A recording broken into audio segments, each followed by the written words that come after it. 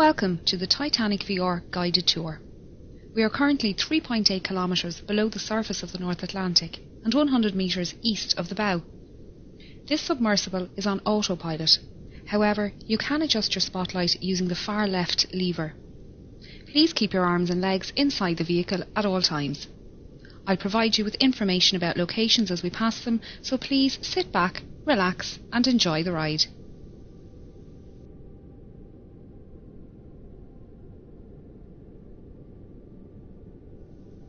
The RMS Titanic was the second White Star Line Olympic-class ocean liner, the first being RMS Olympic and the third being HMHS Britannic.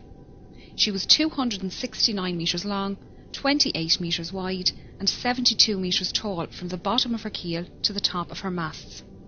At 46,328 tonnes, she was the largest ship built at the time, being only slightly bigger than Olympic. Olympic and Titanic were the 400th and 401st hulls laid by shipbuilders Harland and Wolff in their Belfast shipyard in Northern Ireland. The two ships were built side by side, with work on the Olympic begun first. Everything on RMS Titanic was massive. This centre anchor was at the time the largest anchor forged by hand and weighed in at over 15 tonnes. The centre anchor and the two bower anchors were made by Noah Hingley and Sons in their workshop in Dudley, England.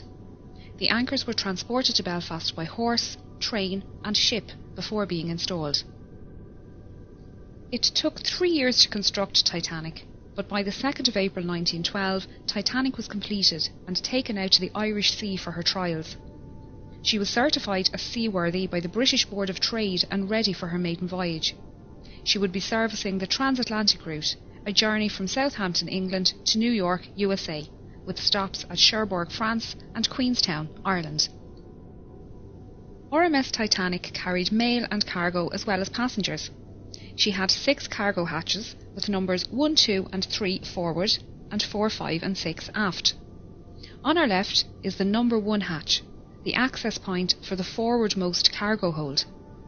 The hatch cover can be found lying about 100 metres in front of the bow. It was blown off this hatch when the bow impacted the ocean floor and the water inside was forced up and out of the ship. After departing Southampton on the afternoon of Wednesday the 10th of April, RMS Titanic began her 5,360 kilometres journey to New York City. She was due to arrive in the early hours of Wednesday the 17th of April, but with calm ocean conditions and good weather, it was possible she could arrive early on Tuesday evening instead. The night of the 14th of April was moonless and a light fog was developing on the horizon. Titanic's captain Edward Smith had received a number of ice warnings during the day and had changed their course so they were further south to avoid the affected areas. The captain retired to bed and First Officer William Murdoch took charge of the bridge as officer of the watch. Titanic steamed ahead through the night while lookouts Frederick Fleet and Reginald Lee searched the horizon for small ice. They were standing here in the crow's nest when at 11:40 p.m. Fleet spotted an iceberg directly ahead.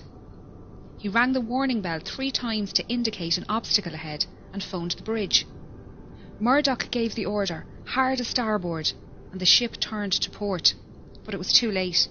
Titanic struck the iceberg on her starboard side. The impact buckled hull plates and sheared rivets, revealing her 6 compartments to the ocean. You can see here the remains of the crow's nest platform and the mounting bracket for the bell above the access hole. The bell and telephone can be found lying in the debris field. The lookouts would climb up a ladder on the inside of this mast to reach the crow's nest. Both Lee and Fleet didn't believe Titanic had struck the iceberg hard and thought it was just a close shave. They didn't realise the seriousness of the situation until they arrived on the boat deck and were ordered into lifeboats.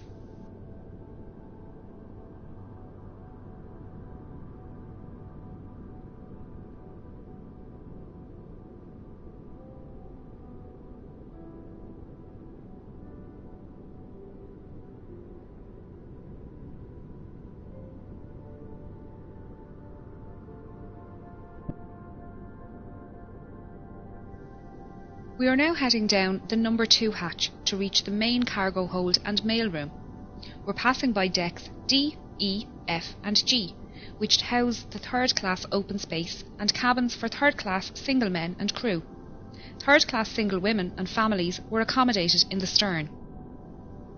The D-deck open space was a large sheltered area with bench seats, small tables and a bar. Steerage passengers used this space to walk, socialise and to listen to music. They were expected to create their own entertainment, and some passengers brought their instruments with them on the journey. The third-class passengers held a dance party here on the night of the sinking.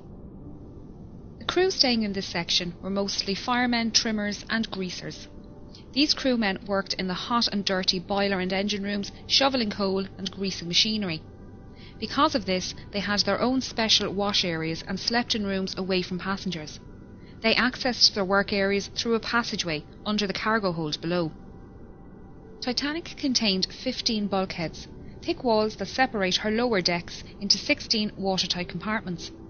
It was a new design technique that meant Titanic could stay afloat with up to 4 of her compartments damaged, and led to her being considered unsinkable. Unfortunately, the collision with the iceberg opened 6 compartments. Within the first 15 minutes, this cargo hold was underwater, and the third-class accommodation on G-deck above was starting to fill with water. This hold was used to store cargo for passengers and businesses being transported across the Atlantic. Among the crates of fabrics, furniture and food products, there were also a few unusual items, including orchids, dragon's blood, barrels of mercury and a brand new Renault automobile. Some of the more expensive items being carried included Egyptian artefacts heading for the Denver Museum, the Rubaiyat of Omar Khayyam and the Le Circassiano Ben painting by Blondel. These items were most likely held in the first-class baggage area next door, but were lost along with the mailroom when that section filled with water 20 minutes after the collision. We are now going to head through to the mailroom on the other side of this bulkhead. RMS Titanic was registered as a Royal Mail steamer and contracted to transport mail across the Atlantic. RMS liners were favourable with passengers as they were considered more reliable to arrive at their destination on time.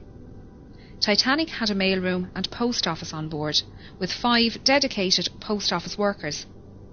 This team consisted of 2 British and 3 American clerks, and together they sorted up to 60,000 letters per day. John Jago Smith and James Williamson were from the British Royal Mail, and William Gwynne, John March and Oscar Woody were from the US Postal Service. They worked in both this room and the sorting room upstairs, and their sleeping quarters can be found above on F deck. There were roughly 200 bags of registered mail and 3,500 standard mail bags on board, meaning a total of roughly 7 million pieces of mail and 700 parcels were lost in the sinking. The iceberg damage ran directly across the starboard side of this room, leading to this space flooding early in the night. The 5 clerks worked tirelessly to try and save the mail, and managed to carry 200 mail bags up these stairs to the sorting room. Only a few minutes later, the water had reached this level, and they moved what they could to D-deck. Their final movements aren't known, and sadly, all 5 mail clerks died in the sinking.